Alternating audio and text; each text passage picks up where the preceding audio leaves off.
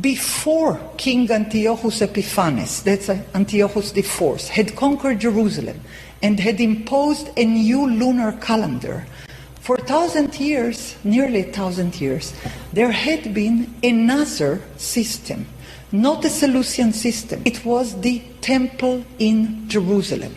Now, we don't know much about it, more than it's written in the biblical historiography. We know about the temple from the time of David, we know about the temple from the book of Kings, from the book of Chronicles. We have quite a lot of tradition about the temple, but we don't know quite a few details. The Dead Sea Scrolls telling us new things about the temple. They are telling us the temple worship was arranged according to a solar calendar. In the Dead Sea Scrolls, we have numerous documents who are talking about solar calendar, of pre-calculated calendar commencing in the spring. The current Jewish calendar is starting in the autumn, in the month of Tishrei, while the biblical calendar states explicitly that the calendar starts in the spring. In the book of Exodus 12, we are told that the calendar is commencing in the months of the spring, the first month of the year, where the year is starting as a divine declaration of the beginning of freedom, of the epoch of freedom.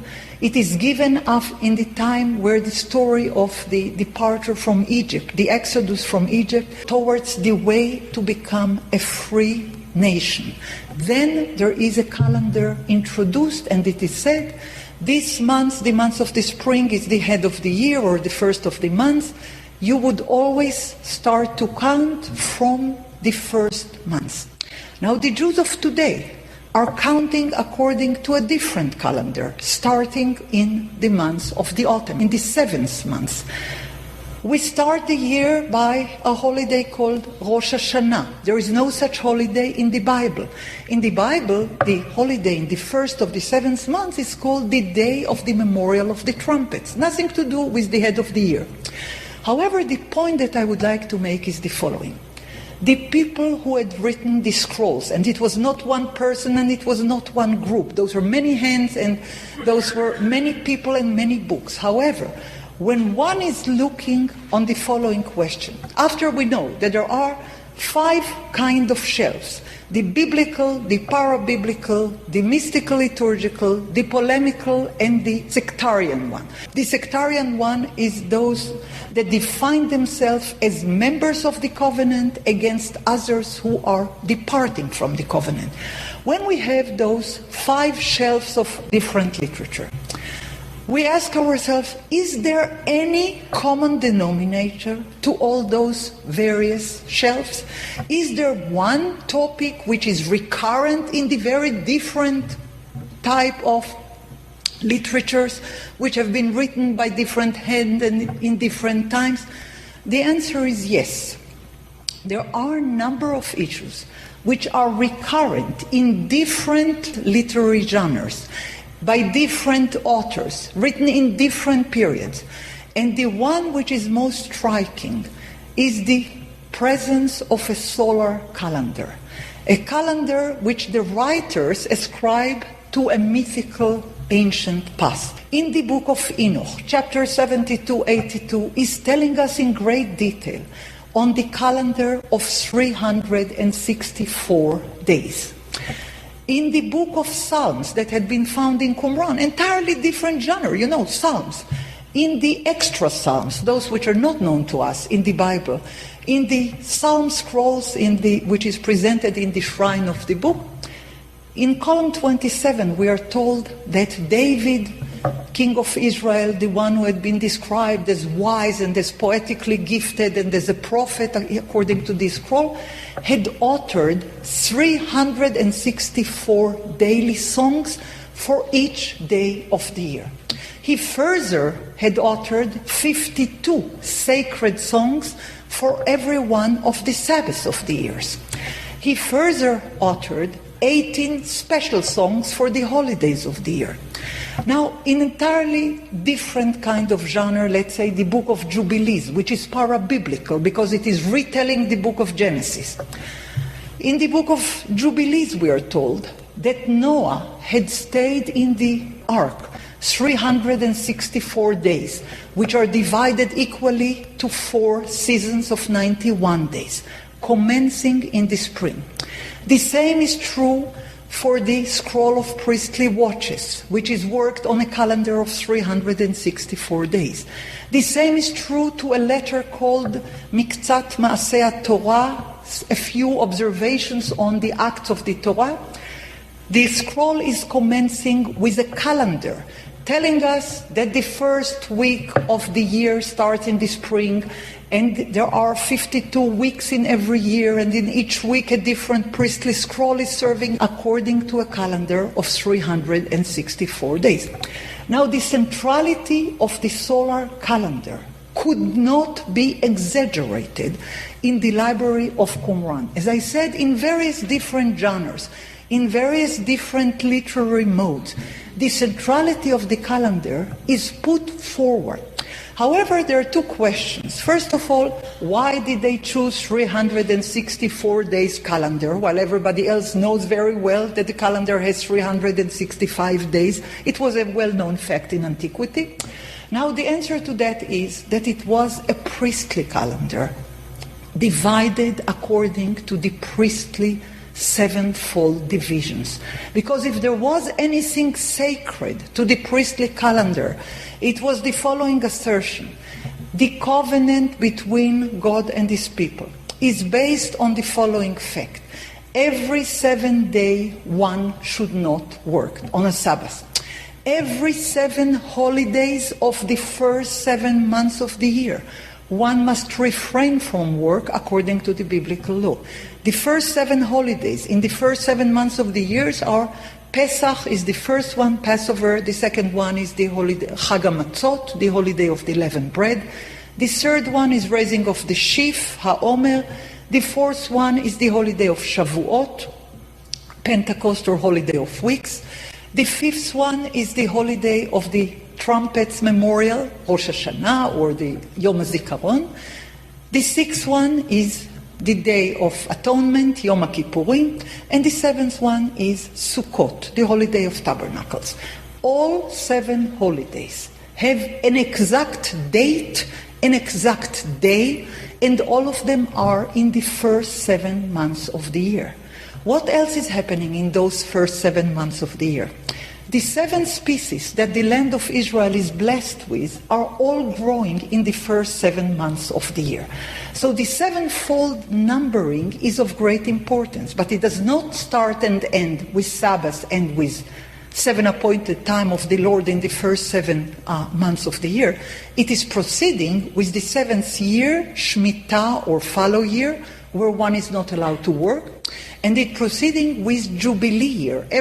After 7 sevenths of years, in the 50th year, after 49 cycles of Shemitot, of fallow years, there is a great Jubilee.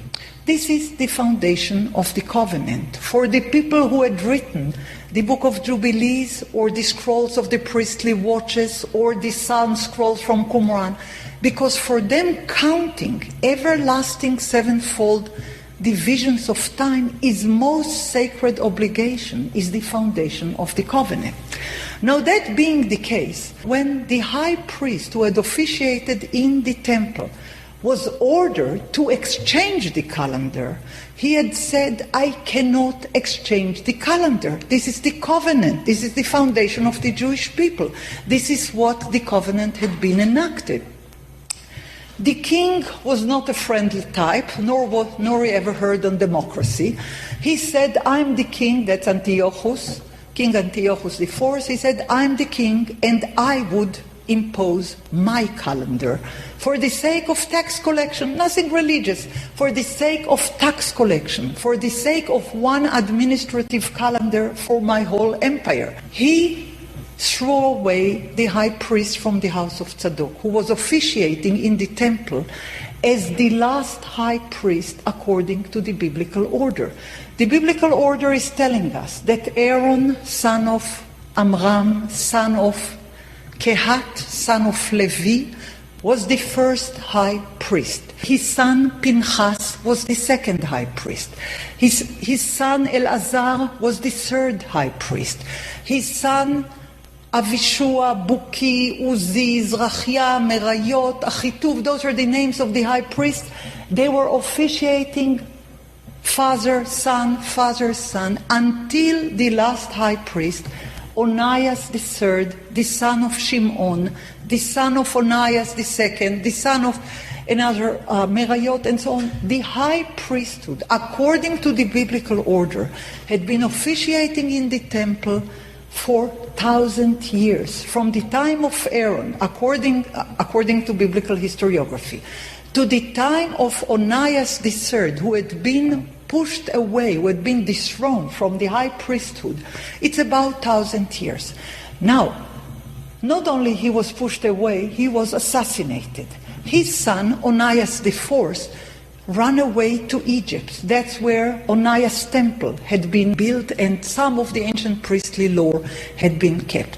However, while the high priesthood of the biblical time had been dethroned, a new priesthood had been nominated. We call it the Hellenized priest. The period is called the Hellenized priesthood.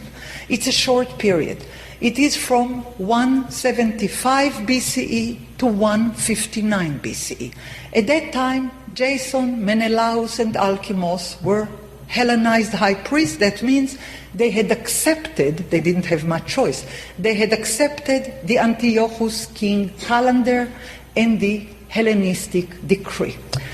A group known as Hashmoneans had came forward and started a war about 167 before the Common Era. It lasted until 164. When the war was over, there were no more Hellenized priests, but there was, lo and behold, a whole new priestly dynasty. It is called Maccabean or Hashmoneans, it's all the same. This is a group which have nothing to do with biblical priesthood. This is the breach, this is the rift, this is the background where the Dead Sea Scrolls were written. Because what was biblical Israel until about 164 before the Common Era, that's when the book of Daniel had been written, when it was biblical Israel until the high priesthood had been dethroned, and three Hellenized priests were officiating. The first one was direct connection with the ancient high priesthood. The second one was not connected at all. The third one was not connected at all.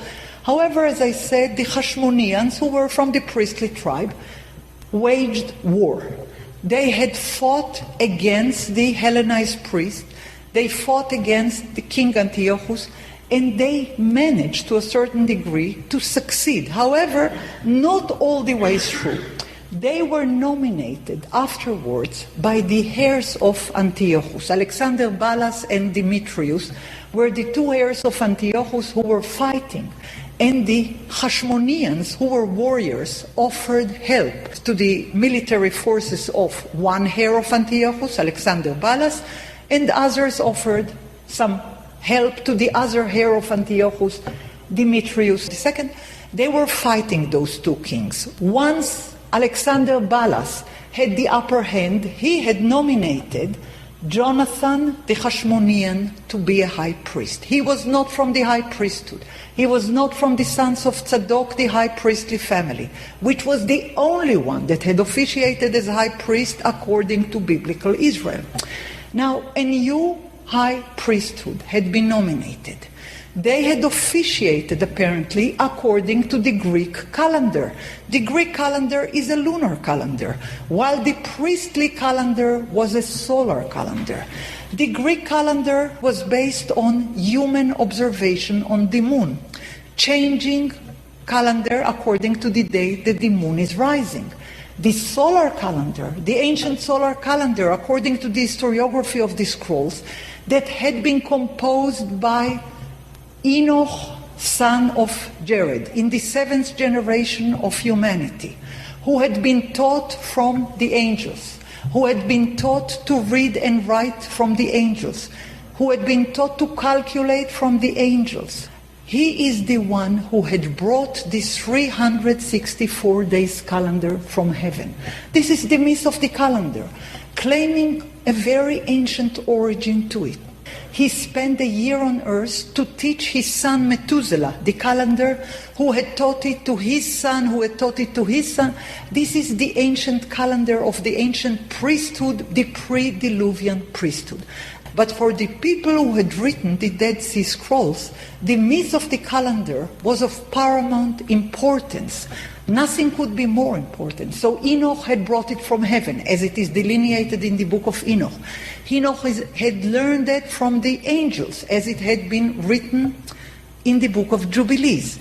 Enoch is considered to be a priest of righteousness, as it is written in some of the Dead Sea Scrolls and numerous other things about him. He was the first person who had learned to read, write, and calculate. He was the first person who offered incense. He's the one who inaugurated the temple worship in heaven. And there are numerous other stories to that effect, talking on the ancient origin of the calendar of 364 days, of 52 weeks, of pre-calculated, precise order. Now, the people who had believed in this pre-calculated solar calendar had believed that this is one non-negotiable issue, absolutely non-negotiable. They left Jerusalem. They took with them, at a certain point, we don't know exactly when, they took with them scriptures from the temple library. It was theirs. They were officiating in the temple for years and years and years. They continued to write. They elaborated on the biblical tradition. They expanded on the biblical tradition.